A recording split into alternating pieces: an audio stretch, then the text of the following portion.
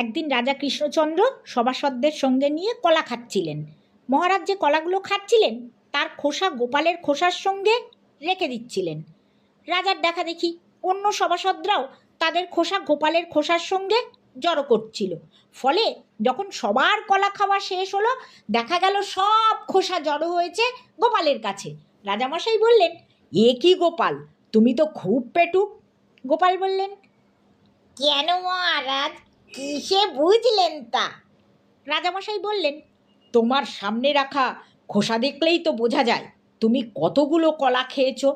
পেটুক না হলে অত কলা কেউ খায়? গোপাল বললেন, মহারাজ, আপনারা বেশি পেটুক। আমি খোসা ছাড়িয়ে কলা খেয়েছি, আর আপনারা সবাই কলা খেয়েছেন খোসা শুদ্ধ। তাহলে কে বেশি পেটুক মহারাজ, আমি না আপনারা?